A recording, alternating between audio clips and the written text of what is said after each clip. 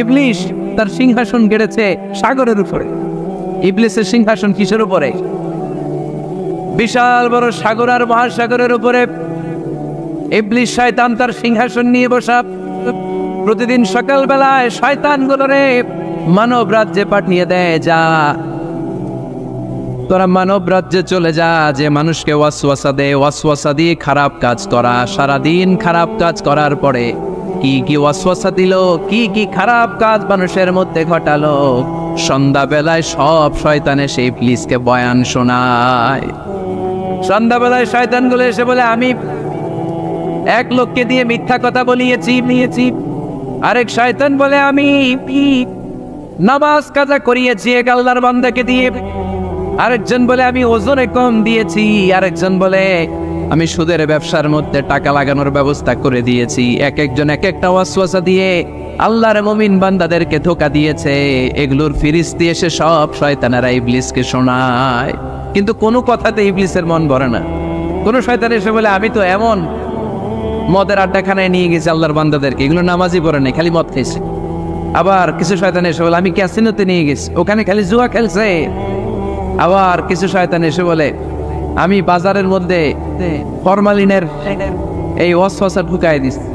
একটার পর একটা শয়তানি ফিরিস্তি তারা ইবলিসকে শোনায়, কিন্তু কোনো কাজে ইবলিসের মন ভরাতে পারে না। একজন এসে বলে, আনা মা তারাকতুহু বাইনার রাজুলি ওয়া ইমরাআতি হাত্তা ফাররাকতু, আমি একজন ইমানদার নারী পুরুষের মধ্যে ঝগড়া লাগায়া ওই ঝগড়া বাড়াতে তালাক পর্যন্ত নিয়ে গেছে। নাউজুবিল্লাহ পড়বেন না? শয়তান এবার তার উপর খুশি হয়ে যায়। সব শয়তানগুলোকে ঠেলে ইবলিস এই শয়তানকে কাঁধে তুলে নাচতে শুরু করে দেয়। কারণ মুমিন বান্দার সংসার যদি ভেঙে যায় শয়তান খুশি হয়ে যায়, আর মুমিন বান্দার সংসার টিকে থাকলে খুশি হয়ে যায় কে? এজন্য নীলফামারীর ভাইয়েরা, ঝগড়া করা যাবে না। দাম্পত্য জীবনকে সুখী করতে চাইলে ঝগড়াকে আমরা নো বলে দিব। ঝগড়া অনেক সময় হবে, কিন্তু এটাকে বাড়তে দেওয়া যাবে না, এটাকে আমরা স্পেস দিব না, ওইখানে থামাই দিতে হবে। রাজি আছেন তো সবাই? আল্লাহ রাসূল সাল্লাল্লাহু আলাইহি ওয়াসাল্লামের ফ্যামিলিতে ঝগড়া হতো। আম্মা জান আয়েশা রাদিয়াল্লাহু তাআলা আনহার সাথে আল্লাহ রাসূল সাল্লাল্লাহু আলাইহি ওয়াসাল্লামের ঝগড়া হতো, হাদিসে পাওয়া যায়। কিন্তু এগুলো ছিল মধুর ঝগড়া, সুন্দর ঝগড়া। সুবহানাল্লাহ পড়েন। আল্লাহর হাবিব বলেন, ইয়া আয়েশা ইন্নী লা আ'লামু ইযা কুনতি আন্নী রাদিয়া ওয়া ইযা কুনতি আলাইয়া গাদবা। ও আয়েশা, তুমি কখন আমার উপর রেগে থাকো সেটাও আমি বুঝি, আবার কখন খুশি থাকো সেটাও বুঝি। আম্মা জানা এসে বললেন, ইয়া রাসূলুল্লাহ, ইয়া হাবিবাল্লাহ, কেমন করে আপনি বুঝেন যে আমি আপনার উপর রেগে আছি, আবার কেমন করে আপনি বুঝেন আমি আপনার উপর সন্তুষ্ট আছি?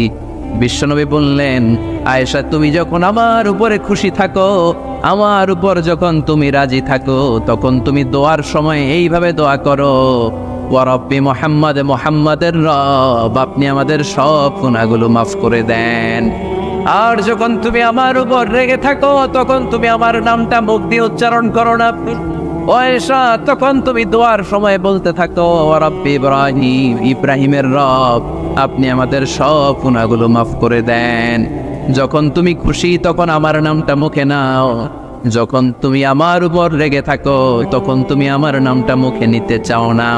আম্মা জান আয়েশা বললেন, ইয়া রাসূলুল্লাহ, ইয়া হাবিবাল্লাহ, মা হাজুরু ইল্লা ইসমাক, আমি শুধু আমার মুখ থেকে আপনার নামটারে সরায় রাখি, আমার হৃদয় থেকে কোনোদিন আপনারে সরাতে পারি না। মা হাজুরু ইল্লা ইসমাক, নবী হে, আমি তো শুধু মুখ থেকে আপনার নামটারে বাদ দেই, আমার হৃদয় থেকে তো আপনারে বাদ দিতে পারি না। আমার হৃদয় পুরোটা জুড়ে শুধু আপনি আর আপনি। চিল্লায় পড়েন আল্লাহু আকবার। তার মানে আম্মা জান আয়েশাও আল্লাহ রাসূল সাল্লাল্লাহু আলাইহি ওয়াসাল্লামের উপর রেগে থাকতেন মাঝে মাঝে। বিশ্বনবী মাঝে মাঝে রাগ করতেন। একবার খুব বেশি রাগারাগি হয়ে গেল, অনেক ঝগড়া হয়ে গেল। এবার আল্লাহ রাসূল সাল্লাল্লাহু আলাইহি ওয়াসাল্লাম খেয়াল করলেন না, এত ঝগড়া তো করা ঠিক হবে না। তখন আল্লাহর হাবিব সাল্লাল্লাহু আলাইহি ওয়াসাল্লাম বললেন, আয়েশা, চলো মিটমাট করি। কি করি? মিউচুয়াল করি না, মিটমাট। এই যে ঝগড়া লাগলে আবার যে মিলায় দেয়, এটা কি বলেন আপনারা নীলফামারীতে? মিটমাট। আল্লাহ হাবিব সাল্লাল্লাহু আলাইহি ওয়াসাল্লাম বলেন, আয়েশা, চলো আমরা মিটমাট করি, আমরা আর ঝগড়া না করি। আম্মা জান আয়েশা বললেন, ঠিক আছে, চলেন মিটমাট করি। বিশ্বনবী বলেন, ঠিক আছে, একজনকে নিয়ে আসি যে দুইজনের মাঝে মিটমাট করাই দিবে। কারে নিয়ে আন? ওমরে ফারুককে নিয়ে আসি। আম্মা জান আয়েশা বলে, না, ওমরু গলিদ, ওমরের মেজাজ গরম, আমার ভয় লাগে। সুবহানাল্লাহ পড়বেন না? বিশ্বনবী বললেন তাহলে তোমার আব্বারে নিয়ে আসি, কই নিয়ে আসেন, আব্বারে খুব ভালো লাগে। বিশ্বনবী বললেন ঠিক আছে, তোমার কথাই রইল, ওমরকে ডাকবো না, তোমার আব্বা আবু বকরকে নিয়ে আসবো। বিশ্বনবী মিটমাট করার জন্য সাইয়েদনা আবু বকর রাদিয়াল্লাহু তাআলা আনহুকে ডেকে নিয়ে আসলেন।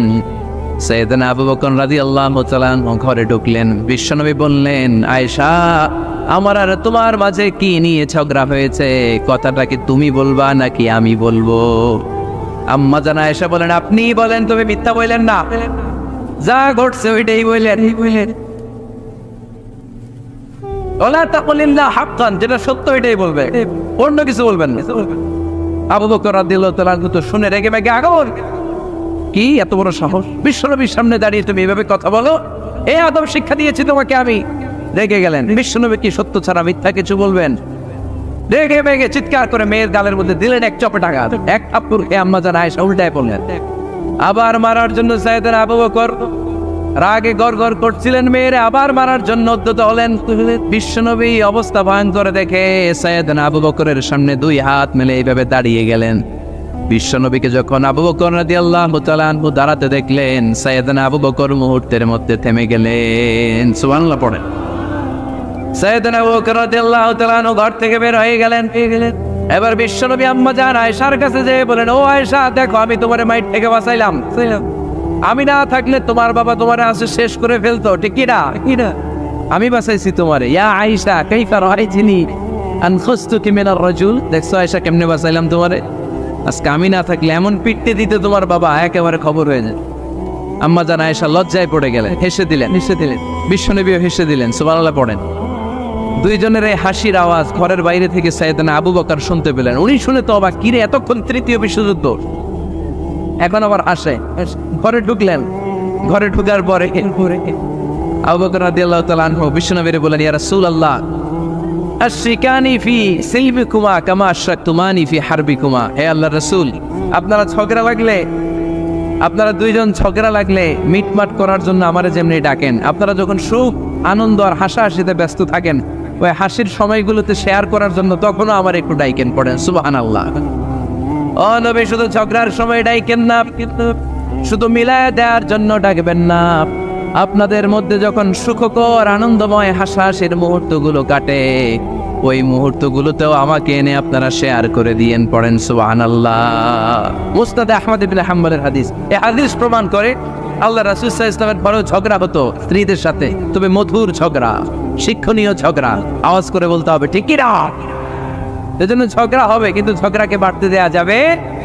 তাহলে দাম্পত্য জীবন সুখময় করতে চাইলে 1 নম্বরে স্যাক্রিফাইস, 2 নম্বরে ঝগড়াকে আমরা কি বলে দিছি আজকে? বলে গেছি ঝগড়াকে কি বলবো? নো। তাসলিমা নামে একটি মেয়ে হারিয়ে গেছে। ওসি সাহেব বলেছেন পিছনে পুলিশের কাছে যদি পাঠিয়ে দিতে পারেন ভালো হয়। ছোট্ট মেয়ে দেখলে জিজ্ঞেস করবেন তোমার নাম কি, যদি বলে তাসলিমা, 6 বছর বয়স, ওকে পাঠিয়ে দিবেন। 3 নাম্বার, দাম্পত্য জীবন সুখময় করতে চাইলে দাম্পত্য জীবনের কোনো গোপন কথা কারোর সাথে শেয়ার করা যাবে না। এটা কবিরা গুনাহ, এটাকে হারাম বলে ঘোষণা দিয়েছে কে? এটাকে বিষ্ণু বলেছেন আযমুল আমানা।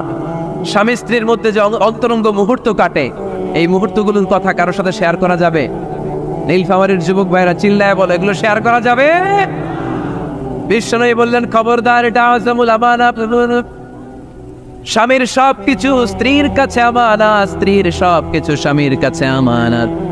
আবার বিষ্ণু বলেছেন যারা স্বামী স্ত্রীর গোপন দাম্পত্য জীবনের কথা অন্যের কাছে শেয়ার করে দেয়, তারা হলো আশারুন নাস, পৃথিবীর মধ্যে সবচাইতে নিকৃষ্ট মানুষ। এরা নিকৃষ্ট, এদের চাইতে নিকৃষ্ট আর কেউ হতে পারে না। উলাইকা কাল আনআম বাল হুম আদাল।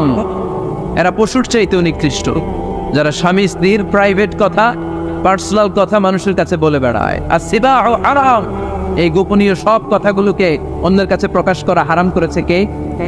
চিল্লায় বলতে হবে কে? তাহলে খবরদার, নিজেদের দাম্পত্য জীবনের কোনো কিছু অন্যের সাথে শেয়ার করবেন।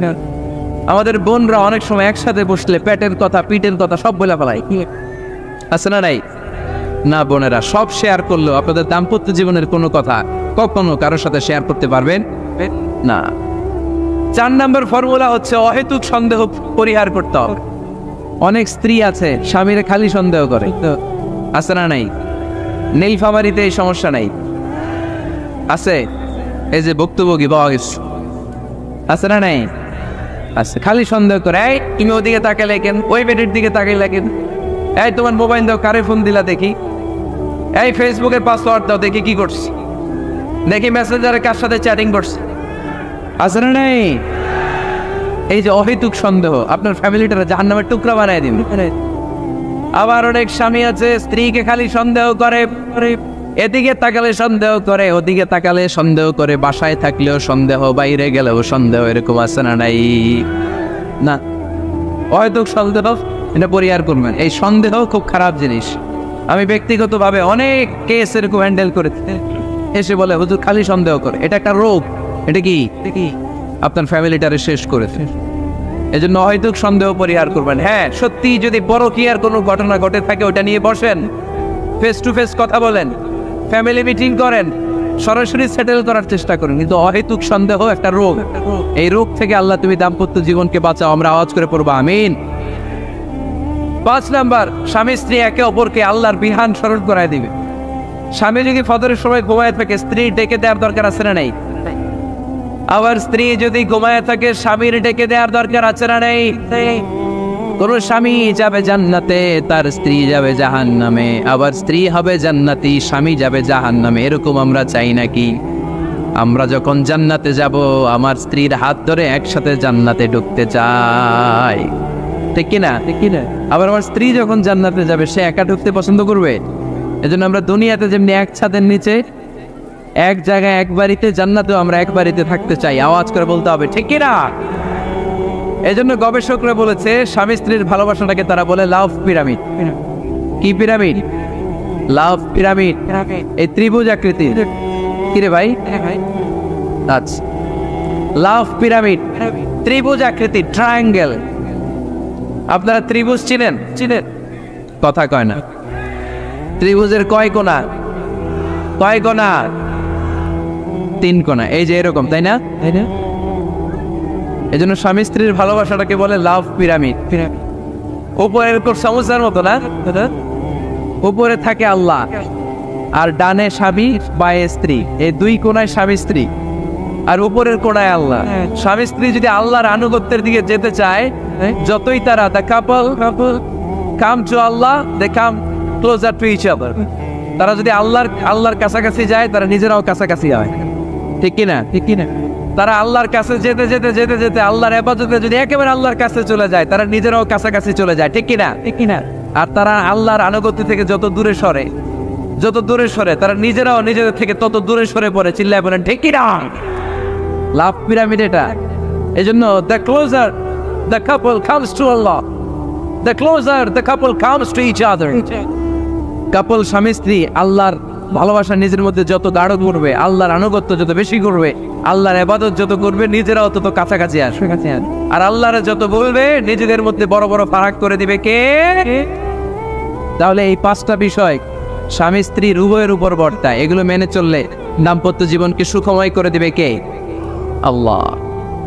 এবার আমরা শুনবো আমাদের বোনদেরকে, যে ডান দিকে আমি শুনলাম আমাদের বোনদের বিশাল প্যান্ডেল, আছে না নাই? আজকে বোনদের দিয়ে শুরু করি। স্ত্রীদেরকে আল্লাহ কি দায়িত্ব দিয়েছে একটা ফ্যামিলিকে সুন্দর করতে, একটা দাম্পত্য জীবনকে সুন্দর করতে। স্ত্রীর 1 নম্বর দায়িত্ব হচ্ছে she should make a comfort to her husband। স্ত্রীর উচিত স্বামীর জন্য ঘরটাকে প্রশান্তির নীড় বানিয়ে রাখা। কি বানিয়ে রাখা? প্রশান্তির নীড়। স্ত্রী হওয়া উচিত এমন, যাকে দেখলে স্বামীর চোখ জুড়ায়, স্বামীর প্রাণ জুড়িয়ে যায়, স্বামীর হৃদয়টা ঠান্ডা হয়ে যায়, ঠিক কিনা? আর স্ত্রীর দিকে তাকালে যদি মেজাজ গরম হয়ে যায়, মেজাজ খিটখিটে হয়ে যায়, ঝামেলা আছে না নাই? ঝামেলা আছে।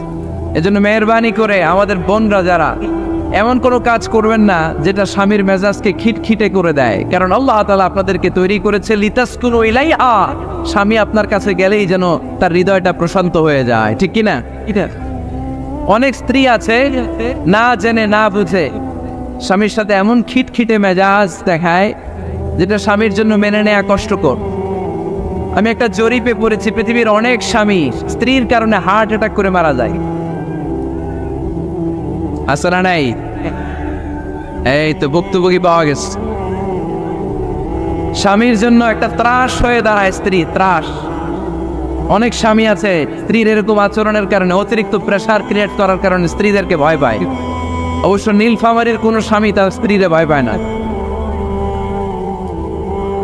ভয় পায় স্ত্রীরে ভয় পান কে কে দেখি?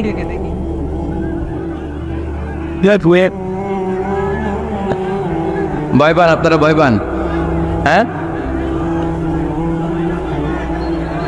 এক অফিসের বড় সাহেব তার স্ত্রীরে খুব ভয় পায়, প্রচন্ড ভয় পায়। তো সে মনে মনে ভাবলো, দেখি আমার অফিসের যারা স্টাফ আছে, ম্যানেজাররা আছে, এরা কতটুকু ভয় পায়, এরা ভয় পায় কিনা। তো একদিন সকালবেলা অফিসের সব স্টাফগুলোর একসাথে দাঁড় করায় বলতেছে, এই আপনারা যারা যারা আপনাদের স্ত্রীদেরকে ভয় পান তারা ডান দিকে যান, আর যারা স্ত্রীকে ভয় পান না এরা বাম দিকে যান। অফিসের সব কর্মচারী ডান দিকে চলে গেছে, সবাই ভয় পায়, একজন শুধু বাম দিকে। বাম দিকে কয়জন ভয় পায় না, আর যারা ভয় পায় এরা ডান দিকে, ডান দিকে সবাই। তো বড় সাহেব ভাবছে, আলহামদুলিল্লাহ আমার অফিসে একজন হইলেও বীর পুরুষ আসছে। তো বীর পুরুষের কাছে যেয়ে বলে, ঘটনা কি, আপনি মোটেও ভয় পান না? কয়, স্যার প্রতিদিন অফিস করার জন্য যখন ঘর থেকে বের হয় আমার বউ আমারে বলে দেয়, খবরদার সবাই যেদিকে যায় তুমি কিন্তু ওইদিকে যাইবা না, সবাই যেদিকে যায় তুমি ওইদিকে গেলে খবর আছে। বড় সাহেবকে খবরদার, এটা তো আরো ডরায়, ঠিক কিনা? এজন্য বোনদেরকে বলবো, লিতাসকুনু ইলাইহা, এমন ভাবে আপনি আপনার স্বামীর সামনে নিজেকে প্রেজেন্ট করেন যাকে আপনাকে দেখলে আপনার স্বামীর চোখ জুড়িয়ে যায়, হৃদয়টা প্রশান্ত হয়ে যায়, আপনাকে দেখলেই আপনাকে ভালোবাসতে মনে চায়, ঠিক কিনা? এজন্য রব্বুল আলামিন বলেন, আমি নারীদেরকে তৈরি করেছি লিতাসকুনু ইলাইহা, যেন পুরুষেরা স্ত্রীদের সংস্পর্শ যখন পায় পুরুষদের হৃদয়টারে প্রশান্ত করে দেয় কে? রব্বুল আলামিন বলেছেন, খাদিজার জন্য জান্নাতে আমি এমন একটা ঘর বানিয়েছি যেই ঘরের মধ্যে কোনো বিশৃঙ্খলা নাই। খাদিজার জন্য জান্নাতে এমন একটা প্রাসাদ আমি বানিয়েছি যেই প্রাসাদের মধ্যে কোনো আওয়াজ নাই, কোনো কোলাহল নাই। কুরাইশদের মাঝে যখন দাওয়াত দিতেন সব বিশৃঙ্খলা ঝামেলা গোলমাল শেষ করে রাতের বেলায় যখন খাদিজার ঘরে বিশ্বনবী ঢুকতেন, বিশ্বনবীর হৃদয়টারে প্রশান্ত করে দিত কে? আম্মাজান খাদিজা বিশ্বনবী সাল্লাল্লাহু আলাইহি ওয়াসাল্লামের জন্য এমন ঘর উপহার দিয়েছেন যেই ঘরে বিশ্বনবী আসলে বিশ্বনবীর হৃদয়টা ঠান্ডা হয়ে যেত। সুবহানাল্লাহ পড়েন। অনেক স্ত্রী আছে স্বামী ঘরে ঢুকলেই ঘরে আটা নাই, রুটি নাই, চাল নাই, ডাল নাই, এটা লাগবে ওইটা লাগবে, ওখানে যেতে হবে, একটার পর একটা ফিরিস্তি বলে বেড়ায়, আছে না নাই? না, এটা করবেন না। আপনার কি লাগবে এই সব দায়িত্ব আল্লাহ তাআলা স্বামীকে দিয়েছে, স্বামীকে জানাবেন, তবে ধীরে সুস্থে ধীরে সুস্থে স্বামীর জন্য ঘরটাকে এমন করে রাখতে হবে যেন ঘরে ঢুকলেই স্বামীর হৃদয়টারে প্রশান্ত করে দেয় কে? এজন্য স্ত্রীর প্রথম দায়িত্ব ঘরটারে প্রশান্তির নীড় বানানো। এখানে কি আবার কি এখানে মারামারি দুই দল নাকি?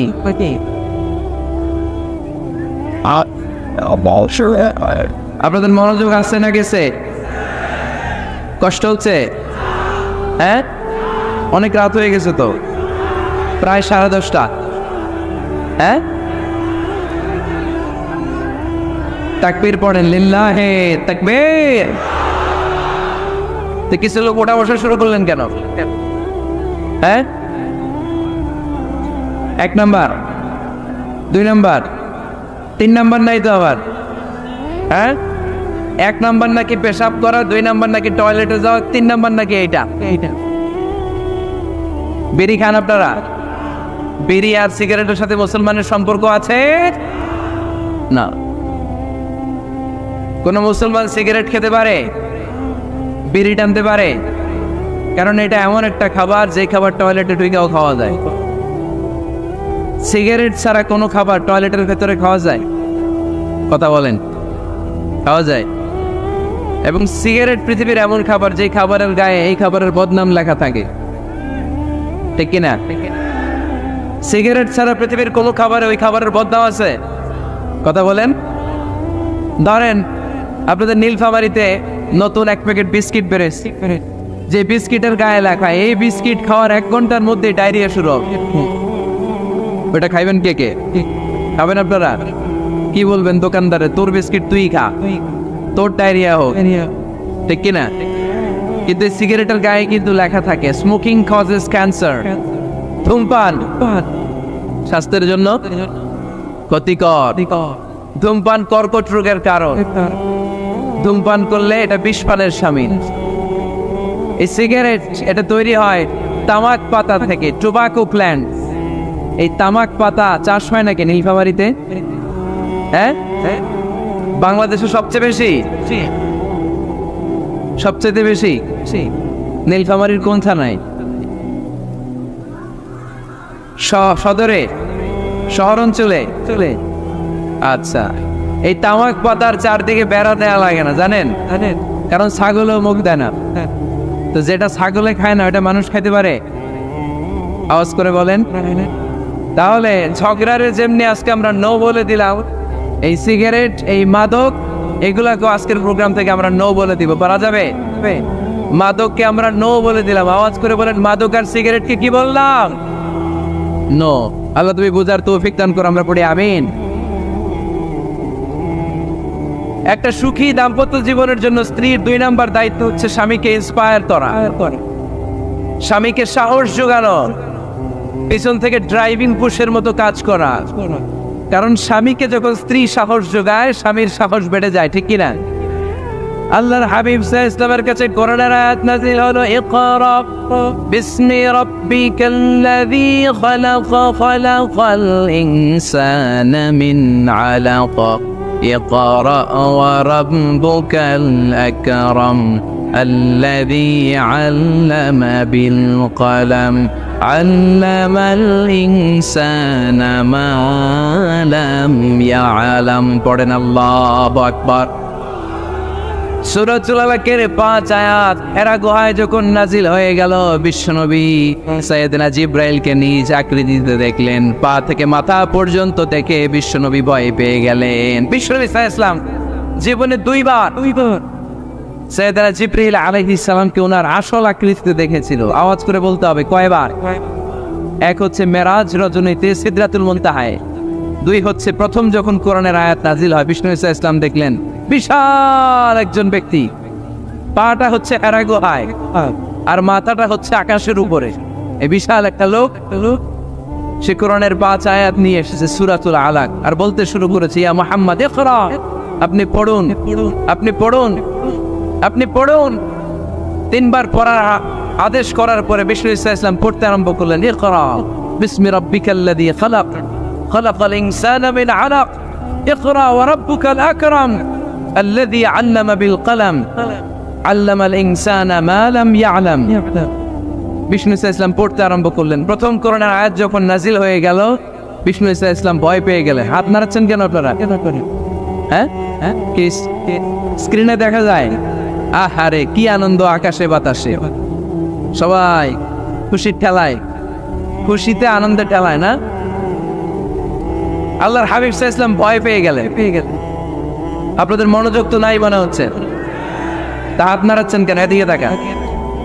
খরগোশের কানের মতো কান দুটারে খাড়া করে। কোরআনের আয়াত যখন নাজিল হলো, আল্লাহ রাসূল সাল্লাল্লাহু আলাইহি ওয়াসাল্লাম ভয় পেয়ে গেলেন। বিষ্ণু ইসা ইসলামের হৃদয় কাঁপতে আরম্ভ করলো। কোরআনের 5 আয়াত নিয়ে হেরা গুহা থেকে বিশ্বনবী আম্মা জান খাদিজাতুল কুবরা রাদিয়াল্লাহু তাআলা আনহার কাছে চলে আসলেন। এসে ডেকে বললেন, খাদিজা জাম্মিলুনি জাম্মিলুনি, কম্বল দিয়ে তুমি আমারে চাপা দাও, আমার ভয় লাগছে, মনে হয় আমি বাঁচব না। আম্মা জান খাদিজা বললেন, কি হয়েছে আপনার? বিশ্বনবী বললেন, বিশাল বড় একটা লোক কোরআনের 5 আয়াত নিয়ে এসেছে। ওই লোকের পা হেরা গুহার মধ্যে, মাথাটা আকাশের উপরে, এত বিশাল সত্তা, বিশাল কোন মানুষ জীবনে আমি দেখি নাই। এসে সে পরিচয় দিয়েছে সে নাকি জিব্রাইল ফেরেশতা। বিশ্বনবী বললেন, মনে হয় আমি বাঁচব না, আমার জ্বর চলে এসেছে, আমার হৃদয়ের মধ্যে কাঁপুনি শুরু হয়েছে, তুমি আমারে কম্বল দিয়ে চাপা দাও। আম্মা জান খাদিজা বললেন, ও নবী ভয় পাবেন না, আমার আল্লাহ কোনোদিন আপনারে অপমান করবেন না। সুবহানাল্লাহ পড়েন। ওয়াল্লাহি ওয়াল্লাহি লা ইউখজিকাল্লাহু আবাদা। নবী গো, আল্লাহ আপনার অপমান করবেন না, কারণ আপনার মধ্যে এমন এমন ভালো ভালো গুণ আছে, এই গুণাবলীগুলি যে মানুষের মধ্যে থাকে তাকে আমার রব কোনোদিন অপমান করতে পারে না। চিল্লায় বলেন ঠিক কি না? নবী হে, ইন্নাকা লা তাসিলুর রাহিমা, আপনি আত্মীয়তার সম্পর্ক বজায় রাখেন। ও নবী তাসদুকুল হাদিসা, সব সময় আপনি সত্য কথা বলেন। ওয়া তাহমিলুল কাল্লা, আপনি মানুষের বোঝা টেনে দেন। ওয়া তাকসিবুল মা'দুমা, যার উপার্জন করার কেউ নাই, নিজে গায়ে খেটে আপনি তার উপার্জন করে দেন। ওয়া তুআইনু আলা নাওয়াইবিল হক, সত্য যেখানে বিপন্ন সেখানে আপনি সাহসী সৈনিকের মতো দাঁড়িয়ে যান। সুবহানাল্লাহ। রব্বুল আলামিন বলেন, উন্না লিবাসুল লাকুম ওয়া আনতুম লিবাসুল লাহুন।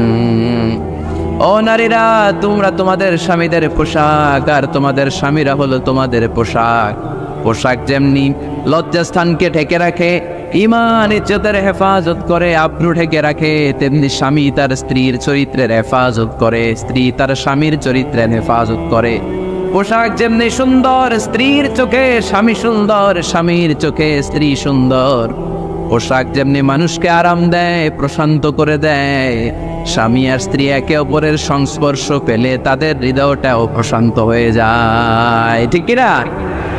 এজন্য আল্লাহ তাআলা পোশাকের সাথে তুলনা করেছেন। পোশাক একে অপরের পোশাক, পোশাক চামড়ার সাথে লেগে থাকে না, আলাদা থাকে, কি থাকে। তার মানে স্বামী স্ত্রী সম্পর্কটা এরকম মিলেমিশে ভালোবেসে একাকার, ঠিক কিনা? আর নিসাউ শাকাইকুর রিজাল, নারীরা পুরুষদের কাউন্টার পার্ট। নারী হচ্ছে পুরুষের সহযোগী। এই পৃথিবীর এই সভ্যতা, এই সিভিলাইজেশন, এই উন্নয়ন, এই ডেভেলপমেন্ট, এটা শুধু পুরুষরা করে নাই। এই উন্নয়নের অংশীদারিত্বে আমাদের বোনদের, নারীদেরও হাত আছে না নাই?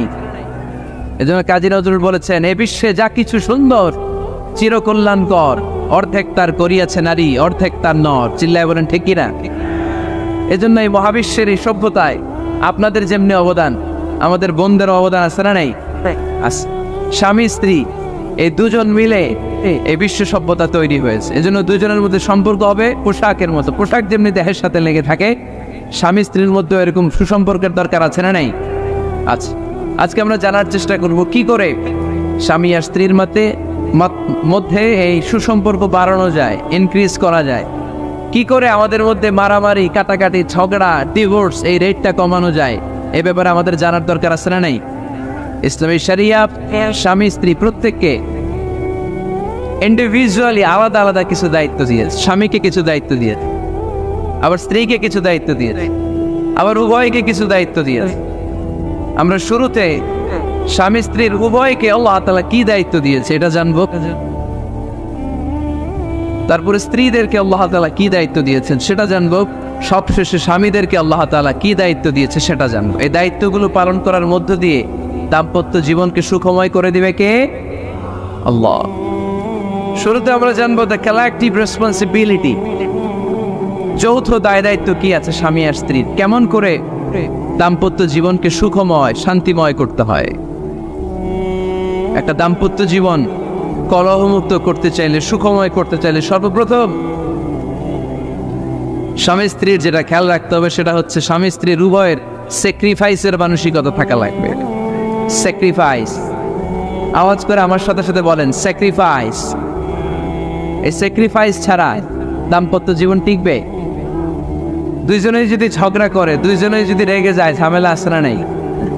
স্বামী রেগে গেলে স্ত্রীকে থেমে যেতে হয়, আবার স্ত্রী রেগে গেলে স্বামীকে থেমে যেতে হয়। স্বামীও যদি রেগে যায়, স্ত্রীও যদি রেগে যায়, তাহলে তৃতীয় বিশ্বযুদ্ধ বেঁধে যাবে, ঠিক কিনা? এই জন্য রেগে গেলেন তো হেরে গেলেন, রাগা যাবে না। স্বামী যদি রেগে যায়, স্ত্রী থেমে যেতে হবে। স্ত্রী যদি রেগে যায়, স্বামী থেমে যেতে হবে। এটাই দাম্পত্য জীবনের সুখ আর সমৃদ্ধির মূল ফর্মুলা। স্যাক্রিফাইস করতে হবে। এর কারণ আপনি যদি দোষ খুঁজতে শুরু করেন, দোষ ছাড়া পৃথিবীতে মানুষ নাই, ঠিক কিনা? No one is perfect in this world. এই পৃথিবীতে কেউই পারফেক্ট না। আপনি যে আপনার স্ত্রীর দোষ খোঁজেন, আপনারও দোষ আছে না নাই? আবার ভাবি যদি আপনার খালি দোষ খোঁজে, ভাবিরও দোষ আছে না নাই? না। এজন্য দোষ খুঁজবেন না, স্যাক্রিফাইস করেন, একটু মানিয়ে নিন। দাম্পত্য জীবনটা এরকমই, একটু ছাড় দিতে হয়, একটু মানিয়ে নিতে হয়। দাম্পত্য জীবনে কখনো মন খারাপ, কখনো মন ভালো, কখনো রোদ, কখনো বৃষ্টি, এই নিয়েই দাম্পত্য জীবন, ঠিক কিনা? তাহলে দাম্পত্য জীবনে যদি আমরা সুখ পেতে চাই, সকল নবদম্পতিকে বলবো একটু ছাড় দেওয়ার মানসিকতা বিল্ড আপ করেন, একটু মানিয়ে নেন, একটু ছাড় দেন, একটু মিলেমিশে চলেন। এক স্যাক্রিফাইস আমাদের জীবনটারে, আমাদের দাম্পত্য জীবনটাকে একটা জান্নাতি দাম্পত্য জীবন বানাই দিবে, ঠিক কিনা? দাম্পত্য জীবনকে সুখী করার 2 নাম্বার ফর্মুলা হচ্ছে ঝগড়া করা যাবে না। আপনারা ঝগড়া করেন নাকি? হ্যাঁ, বউয়ের সাথে ঝগড়া করেন না এরকম বিবাহিত পুরুষ কে কে আছেন দেখি এখানে? হাত তুলছে অনেকে, বিশ্বাস হয় আপনাদের? হ্যাঁ, অনেক ঝগড়া। হ্যাঁ, আচ্ছা, মেয়েরা বেশি করে? না না, এই মহিলা প্যান্ডেল আছে এদিকে, এদেরকে জিজ্ঞেস করলে বলবে সব দোষ আপনাদের, আর আপনারা দোষ দিচ্ছেন এদের। তো ঝগড়া করবেন না মেহরবানি করে, সম্মানিত ভাইরা, ঝগড়া করবেন না। কারণ এই ঝগড়া থেকে, সামান্য ঝগড়া থেকে অনেক সময় বিচ্ছেদের দিকে চলে যায় সম্পর্ক। ছোট্ট ঝগড়া থেকে যেতে যেতে ঝগড়া বাড়তে বাড়তে ডিভোর্সের দিকে গড়া, এরকম আছে না? নাই না, সামান্য ঝগড়া যদি বেঁধে যায়, শয়তান এটার মধ্যে বাতাস দেয়, এটারে বাড়াতে বাড়াতে শয়তান অনেক বড় করে। ইমানদারদের পরিবার ভেঙে গেলে শয়তান খুশি, আর ইমানদারদের পরিবার টিকে থাকলে আমার আল্লাহ খুশি। আমরা কার খুশি চাই? জোরে বলতে হবে, খুশি চাই কার? শয়তান সব সময় চায় ইমানদারদের ফ্যামিলি ভেঙে দিতে। Always it tries his level best to break down the relationship of a moving family. একদিন ইমানদারের ফ্যামিলি কি করে ব্রেক ডাউন করে দেয়া যায়? যেন ঝগড়াই করবো না আমরা। আপনি ঝগড়া করলে ভাবি যেন ঠান্ডা থাকে, ভাবি ঝগড়া শুরু করলে আপনি ঠান্ডা থাকবেন। ঝগড়া করা যাবে না, কিন্তু ঝগড়া হয়ে যায় ফ্যামিলিতে, এটাকে চেক দিতে হবে। ঝগড়া নিয়ে অনেক মজার মজার গল্প আছে, একটা গল্প দিয়ে আজকে শুরু করি। এক লোক মাহফিল শেষ করে 11টার দিকে বাসায় ফিরেছে। তো বাসায় ঢুকার আগে তার ওয়াইফকে ফোন দিয়েছে, ফোন দিয়ে বলতেছে, এই মাহফিল শেষ, আমি কিন্তু বাসায় চলে আসতেছি, শুরু করার আগে তাড়াতাড়ি দরজাটা খোলো। তো স্ত্রী আবার রাতের খাবার স্বামীকে ছাড়া খায় না, তো স্ত্রী দরজা খুলে দাঁড়ায় আছে, স্বামী বেচারা আসছে। আসার পরে স্ত্রীকে বলতেছে, এই শুরু করার আগে রাতের খাবার দিয়ে দাও, খেয়ে নেই। তো স্বামী ওয়াশরুম থেকে ফ্রেশ ট্রেশ হয়ে আসছে, স্ত্রী বেচারিও ডাইনিং টেবিলে খাবার দিয়েছে। এবার স্বামীও খেতে বসেছে, স্ত্রীও খেতে বসেছে। স্বামী আবার বলতে আরম্ভ করছে, শুরু করার আগে ফ্যানটা ছাড়ো, খুব গরম লাগতেছে। এবার তো স্ত্রী রেগে মেগে আসলেন, কি আসার পর থেকে শুরু করার আগে কি শুরু করার আগে? স্বামী বলতেছে, এই তো শুরু হয়ে গেল, এই শুরু হয়ে গেল। মানে কি? ঝগড়া। নীলফামারীর ভাইয়েরা, এটা শুরু করা যাবে না। শুরু করবেন আপনারা, ঝগড়া করবেন। আমাদের ফ্যামিলিগুলো থেকে ঝগড়াকে আজকে থেকে আমরা নো বলে দিলাম। মানে না, ঝগড়াকে কি বললাম? সবাই বলতে পারেন না, আওয়াজ করে বলেন, ঝগড়াকে আমরা কি বলবো? নো। ঝগড়া করা যাবে। শয়তান ঝগড়া বাঁধে দেখো উস্তাদ। সহিহ মুসলিমের হাদিস, ইন্না ইবলিসা ইয়াদাউ আরশাহু আলাল মা তুম্মা ইয়াবআসু। যারা চলে যায় ওনারা বেঁচে যায়, বিপদে পড়ে আছে আমরা, ঠিক কিনা? ওনাদের ওই পালাটা শেষ, কেউ থাকতে পারবে না। বিশ্বনবীও চলে গেলেন, বিশ্বনবীরও এই এন্তেকালের মৃত্যুর যে কষ্ট, এটা ভোগ করা লেগেছে, ঠিক কিনা? এজন্য কারো রেহাই নাই। আকসিরু যিকরা হাযিমিল লাযযাত, জীবনের সব স্বাদকে পানসা করে দেয় ওই কষ্টের বিষয়, মানে মরণকে বেশি বেশি স্মরণ করো। কিন্তু আমরা মৃত্যুর কথা বেমালুম ভুলে যাই। আমাদের লাইফস্টাইল দেখলে মনেই হয় না যে আমরা এই পৃথিবী ছেড়ে চলে যাব, ক্ষণিকের জন্য এসেছি। বিশ্বনবীর সাহাবারা বলতেন, যখন সকাল হয় সন্ধ্যার জন্য অপেক্ষা করো না, আবার যখন সন্ধ্যা পর্যন্ত পৌঁছবে পরদিন সকালের জন্য অপেক্ষা করো না, তার আগেই ডাক চলে আসতে পারে, ঠিক কিনা? আবার বিশ্বনবী বলতেন, নামাজে যখন দাঁড়াও, সাল্লু সালাতান মুআত্তিআ, মনে করো এটাই তোমার জীবনের হতে পারে শেষ নামাজ। Perform the Salah as if this is your last and final prayer, এমনভাবে সালাত পড়ো মনে করো হতে পারে এটা জীবনের শেষ নামাজ। এজন্য কেউ থাকতে আসি নাই, চলে যাব। আমার নানা ভাই যেমনি চলে গেলেন আমরাও চলে যাব, ঠিক কিনা? শুয়ে আছেন আমাদের পাশেই, আমরা দোয়া করি আল্লাহ তাআলা ওনার কবরটাকে তুমি জান্নাতুল ফেরদাউসের বাগান বানাও, ওনার কবরের সাথে জান্নাতের একটা কানেকশন তৈরি করে দাও। আমার নানা ভাইয়ের যে স্বপ্নগুলো ছিল, যে অসমাপ্ত কাজগুলো ছিল, এগুলো যেন বর্তমান পীর সাহেব গোলাম পরওয়ার সাঈদী আরাফাত উনি আপনাদের সবাইকে একসাথে নিয়ে অসমাপ্ত কাজগুলো যেন সমাপ্ত করতে পারে, আমরা দোয়া করি। আমরা আওয়াজ করে পড়ি আমিন। আজকের এই প্রোগ্রামের সভাপতিত্ব করছেন মাওলানা গোলাম পরওয়ার সাঈদী আরাফাত, পীর সাহেব আড়াইবাড়ি দরবার শরীফ, কুমিল্লা। আল্লাহ পাক ওনার যোগ্যতাকে আরও বাড়িয়ে দিক। আপনাদের সবাইকে নিয়ে আড়াইবাড়ি দরবারের যত দায়িত্ব আছে সবগুলো দায়িত্ব যেন সুচারুরূপে উনি পালন করতে পারে, আল্লাহ তৌফিক দান করুন। আমার আগে কথা বলেছেন হযরত মাওলানা আল্লামা সাদিকুর রহমান আজহারি সাহেব, এর আগে কথা বলেছেন আমার আরেক নানা ভাই গোলাম সরওয়ার সাঈদী পীর সাহেব। দরবারের অনেক বড় বড় উলামায়ে কেরাম আজকে কথা রেখেছে, যারাই কথা রেখেছে নিশ্চয়ই কোরআন থেকে কথা বলেছে। সবগুলো কথা যেন আমরা আমল করতে পারি, আল্লাহ তুমি তৌফিক দাও। এই মাহফিলগুলোর অ্যারেঞ্জমেন্ট করা হয় যাতে আমাদের জীবনের পরিবর্তন আসে। আমরা আসলে ভুলে গেছি যে আমরা চলে যাব, মাটির কবরে কিন্তু আমাদের সবাইকে যেতে হবে, ঠিক কিনা? একদিন মাটির ভেতরে হবে ঘরে মন আমার, কেন বন্ধ দালান ঘর, প্রাণ পাখি উড়ে যাবে পিঞ্জর ছেড়ে,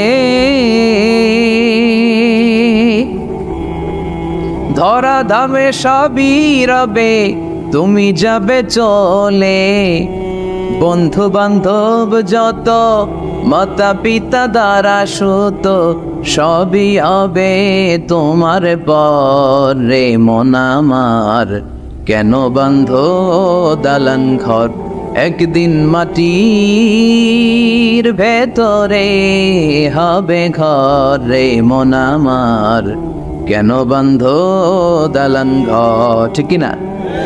চলে যেতে হবে। এজন্য এটা যেন আমাদের মাথায় থাকে যে আমরা থাকতে আসি নাই, আমাদের আখিরাতটা যেন সুন্দর হয়, সবসময় এই চিন্তা রাখতে হবে।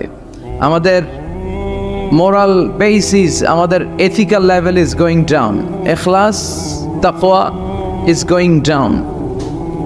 আল্লাহর উপর ভয়, আল্লাহর উপর অগাধ বিশ্বাস এবং আস্থা দিন দিন আমাদের কমছে, আর দুনিয়াকে পাওয়ার লোভ আমাদের বাড়ছে, ঠিক কিনা?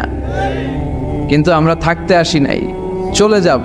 আমাদের অনেক লাগবে। গোটা বিশ্বে দেখবেন যে একটা প্রতিযোগিতা মানুষের মধ্যে, ছুটছে মানুষ পাগলের মতো, আরো লাগবে, আরো টাকা লাগবে, আরো সম্মান লাগবে, আমার আরো দাপট লাগবে, আরো জায়গা লাগবে, আরো ফ্ল্যাট লাগবে, আছে না নাই?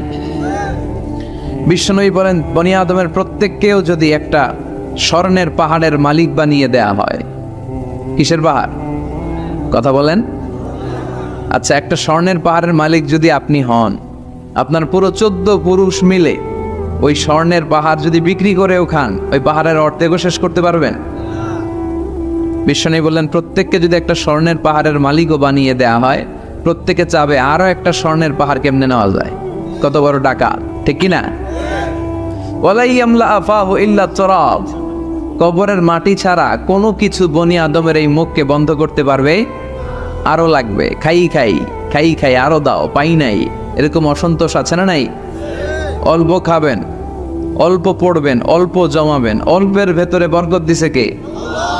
এজন্য বেশি বেশি আমরা করব না, অল্পে সন্তুষ্ট থাকবো, আর শুকর করবো একজনের, তিনি কে?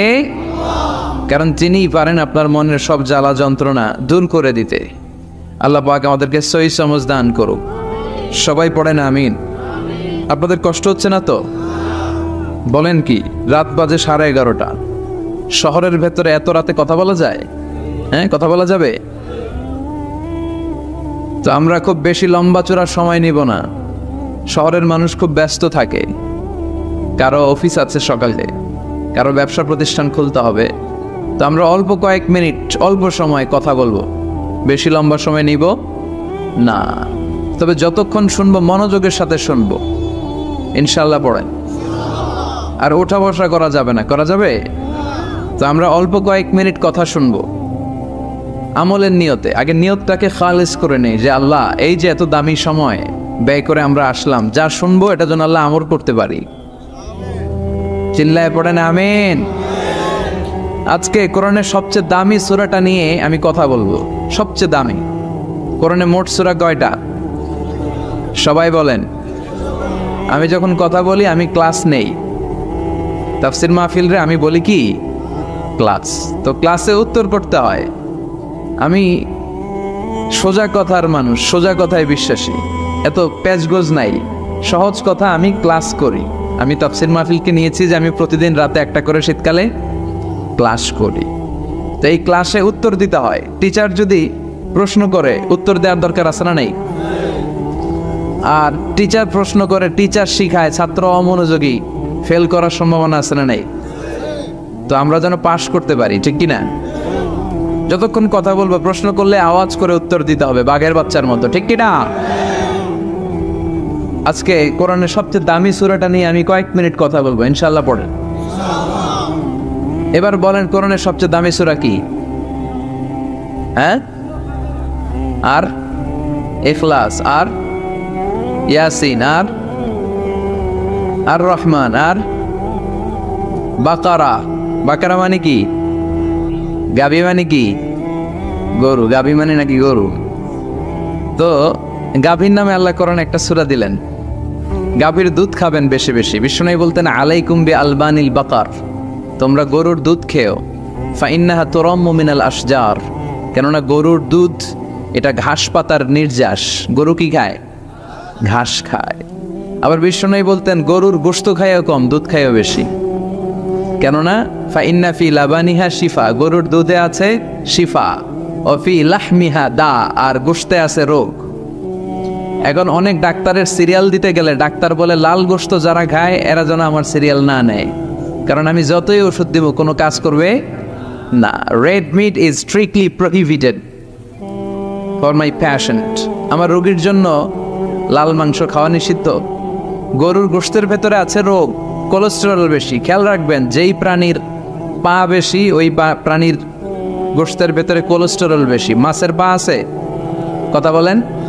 মাছে কোনো কোলেস্টেরল নাই, সুবহানাল্লাহ পড়ে। মুরগির পা কয়টা? দুইটা, তার মানে কিছু আছে, তাই না? গরুর পা কয়টা? তার মানে কোলেস্টেরলের পরিমাণ বেশি না কম? এবার বলেন চিংড়ি মাছের পা কয়টা? কয় হুজুর হিসাব নাই। তাহলে কোলেস্টেরলেরও হিসাব নাই। এগুলো কম কম খেতে হবে, ঠিক কি না? তো এজন্য দুধ খেতে হবে বেশি। জান্নাতে যারা যাবে আল্লাহ তাআলা জান্নাতীদের জন্য 4টা শারাবান তাহুরা রাখবেন। ওয়াসাকাহুম রাব্বুহুম শারাবান মাসালুল জান্নাতিল্লাতী ওয়াইদাল মুত্তাকুনা ফিহা আনহারুম মিন মাইন গায়রি আসিন ওয়া আনহারুম মিন লাবানিন লাম ইয়াতাগায়্যার তা'মুহু وأنهار من خمر لذة للشاربين وأنهار من عسل مصفى سبحان الله। জান্নাতে যারা ঢুকবে জান্নাতীদের গলায় যেন কোনো তৃষ্ণা না লাগে, এজন্য আল্লাহ তাআলা জান্নাতের ভেতরে 4 ধরনের শারাবান তাহুরার ঝর্ণা রাখবেন। কয় ধরনের? 1 নাম্বার হচ্ছে মিনারেল ওয়াটারের ঝর্ণা। মিনারেল ওয়াটার খান আপনারা? কোনটা খান? মাম খান, কেউ ফ্রেশ খায়, আর অ্যাকুয়াফিনা, আর কি খান? স্পা, আর কিনলে। এটা সবচেয়ে ভালো, এটার মধ্যে ঝামেলা কম, এটা টেস্ট করে জানা গিয়েছে। কিনলে খাবেন, কোকা-কোলা কোম্পানির, এটা ভালো পানি। কিনলে সবচেয়ে purified water ever in Bangladesh. বাংলাদেশে পাওয়া পরীক্ষিত সবচাইতে বিশুদ্ধ পানি হচ্ছে কিনলে। তো একজনকে মার্কেটিং করে দিতেছে হুজুরে। ভালো জিনিসের প্রশংসা করতে হয়, ঠিক কিনা? তো জান্নাতে যারা যাবে তাদের জন্য আল্লাহ তাআলা 4 ধরনের শারাবান তাহুরা রাখবে। সুবহানাল্লাহ কইবেন না? 1 নাম্বার মিনারেল ওয়াটার, মিনারেল ওয়াটারের ঝর্ণা, আপনি ওখান থেকে তেদারসে পান করবেন। নাম্বার 2 দুধের ঝর্ণা, দুধের ঝর্ণা, ফ্রেশ মিল্ক এর ঝর্ণা থাকবে। নাম্বার 3 মধুর ঝর্ণা, মধু খাবেন বেশি বেশি, মধুর মধ্যেও শিফা আছে। এই কোরআনে 2টা জিনিসের ক্ষেত্রে আল্লাহ উল্লেখ করেছেন শেফা। এক হচ্ছে কোরআন, কোরআনটা নিজেই শেফা, সুবহানাল্লাহ।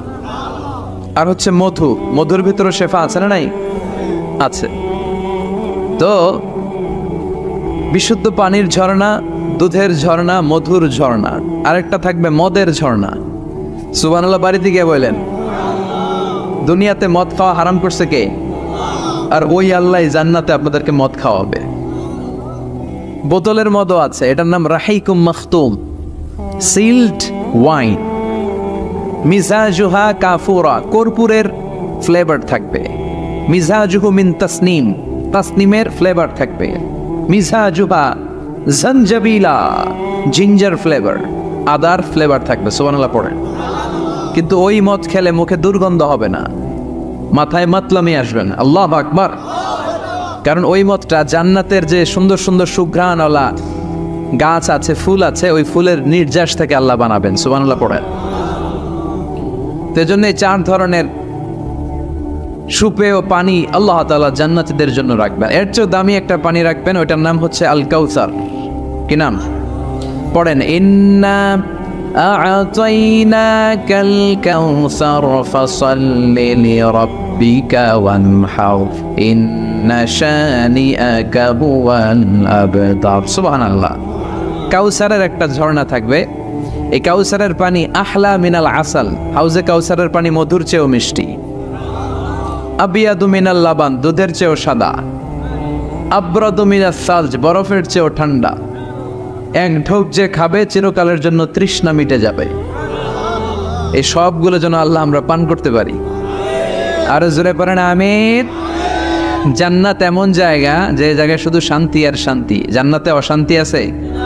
মারামারি, কাটাকাটি, কিলাকিলি, হরতাল, টেনশন, ব্যারাম আছে কি?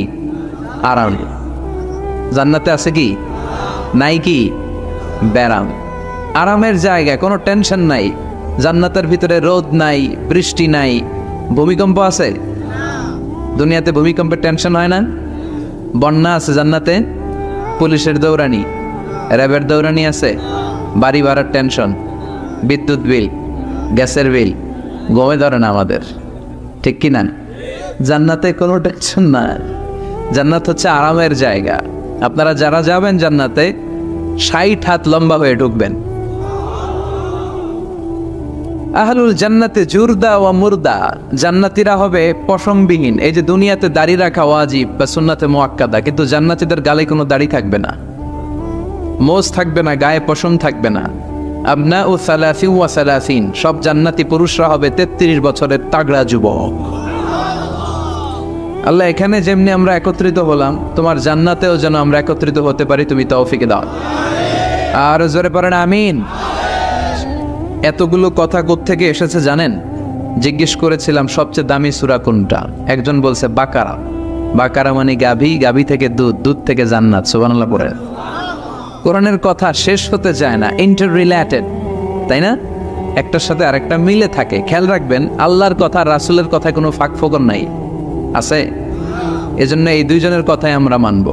বিদায় হজের ভাষণে বিশ্বনবী বলেছিলেন, লাকাদ তারাকতু ফীকুম আমরাইন লান তাদিল্লু মা তামাসসাকতুম বিহিমা কিতাবাল্লাহ ওয়া সুন্নাতা রাসূলি। আমি তো চলে যাব, রেখে যাব দুটো জিনিস, যদি দুটো জিনিসকে মেনে চলো কখনো বিভ্রান্ত হবে না। একটা হচ্ছে আল্লাহর কিতাব, আর একটা হচ্ছে বিশ্বনবীর সুন্নাত। এই দুইটা আমরা আঁকড়ে ধরবো। রাজি আছেন তো? পৃথিবী যেদিকে যাক আমি থাকবো দুইটা নিয়ে, ইনশাআল্লাহ। পড়েন। কোরআনের সবচেয়ে দামি সূরা কোনটা বলেন? ফাতিহা। কিছু বলতেছে ফাতিহা, পিছনের ভাইরা কি বলবেন? হ্যাঁ, ইয়াসিন। আর আচ্ছা এবার বলেন, আমি সহজ করে দিই, বলেন কোন সূরা না পড়লে নামাজ হয় না?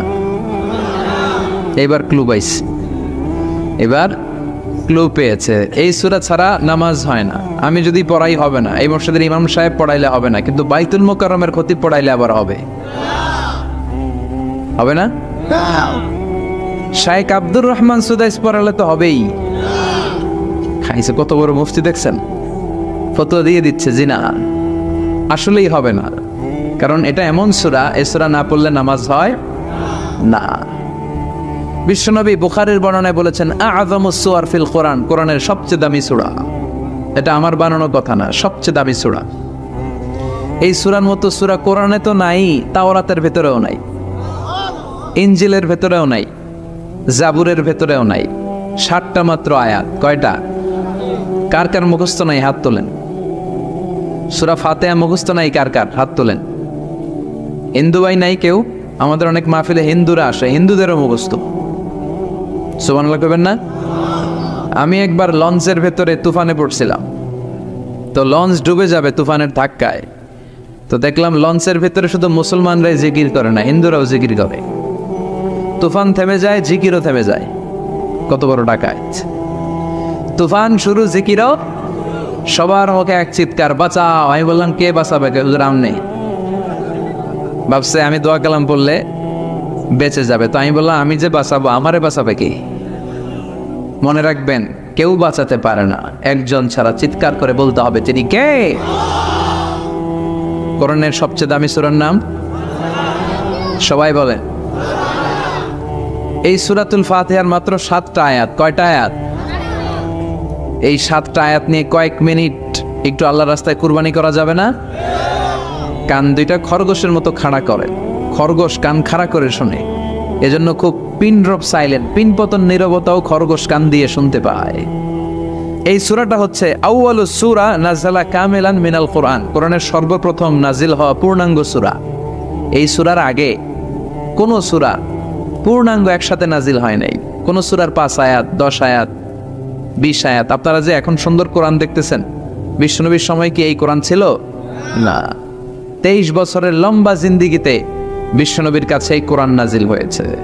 পরবর্তীতে এটার কম্পাইলেশন করা হয়েছে, scripture, holy scripture, the Quran, whereof there is no doubt, no suspicion in it, and a guidance to those who are muttaqin. এটা এমন বই যেটাতে আল্লাহ কোনো ভুল রাখে নাই, মুত্তাকিনদের জন্য এটা পথ নির্দেশিকা হিসেবে আল্লাহ পাঠিয়েছে। পড়েন সুবহানাল্লাহ। তো সূরাতুল ফাতিহার আগে অনেক সূরা নাজিল হয়েছে, কিন্তু একটু একটু করে, পুরোটা একসাথে না। এই সূরাটা পুরোটা একসাথে সর্বপ্রথম নাজিল হয়েছে। এজন্য এই সূরাটারে আবার বলে ফাতিহাতুল কিতাব, মানে preface of the book, introductory সূরা। কোরআনটা খুললেই সর্বপ্রথম আপনার নজরে যে সূরাটা পড়বে, সূরাটার নাম সবাই বলেন সূরাতুল ফাতিহা। আবার বিশ্বনবী এটাকে বলেছেন কোরআনের মা। কি বলেছেন? চমৎকার একটা ইনফরমেশন না? মনে রাখতে হবে। তাহলে কোরআনের মায়ের নাম কি মনে থাকবে? বলেন তো, সকল পৃথিবীর সব শহরের জনপদের মায়ের নাম কি? মাক্কাতুল মুকাররমা। তেমনি কোরআন আল কারীমের মায়ের নাম হচ্ছে সূরাতু আল ফাতিহা। এরপরে বিশ্বনবী বলেছেন এই সূরাটা হচ্ছে সূরাতুল ওয়াফিয়া, অখণ্ড সূরা। এই সূরাকে খণ্ড খণ্ড করে পড়া যায় না। কেউ প্রথম রাকাতে সূরাতুল ফাতিহার অর্ধেক, দ্বিতীয় রাকাতে বাকি অর্ধেক যে পড়ছে হইছে। কিন্তু কেউ প্রথম রাকাতে সূরা আর রহমানের 10 আয়াত, পরের রাকাতে বাকি 10 আয়াত। কোনো সমস্যা আছে? সমস্যা নাই। তার মানে এই সূরার নাম সূরাতুল ওয়াফিয়া, অখণ্ড সূরা। মানে এই সূরাকে খণ্ড খণ্ড করে পড়া যায় না, পড়লে পুরোটাই পড়তে হয়। সুবহানাল্লাহ পড়েন। আবার এই সূরার আরেকটা নাম হচ্ছে সূরাতুদ দুআ, দোয়ার সূরা। কিসের সূরা? কেমন করে আল্লাহর কাছে প্রার্থনা করতে হয়, দোয়া করতে হয়, ফরিয়াদ করতে হয়, সে কথা এই সূরার ভেতরে আছে না নাই? কারণ এই সূরাতে আমরা প্রতিদিন একটা দোয়া করি, ইহদিনাস সিরাতাল, মানে কি? আল্লাহ আমাকে সরল সঠিক পথ দেখাও। আমাদেরকে পথ দেখায় কে? চিল্লায় বলেন। আমি যদি কোনো দিন পথে ভুলে যাই, হাত ছানি দিয়ে কাছে নিও, মমতার বন্ধনে আমায় বেঁধে সব ভুল ক্ষমা করে দিও। আমি যদি কোনো দিন পথে ভুলে যাই, হাত ছানি দিয়ে কাছে নিও, মমতার বন্ধনে আমায় বেঁধে সব ভুল ক্ষমা করে দিও। পড়ে না আমি। আমরা যদি পথ ভুলে যাই, আমাদের পথ দেখায় কে? এজন্য এই সূরাটার নাম সূরাতুদ দুআ, প্রার্থনার সূরা। কেমন করে আল্লাহর কাছে প্রার্থনা করতে হয় এই সূরার ভেতরে আছে না নাই? এরপরে এই সূরার নাম হচ্ছে সূরাতুস সালাহ, নামাজের সূরা। কিসের সূরা?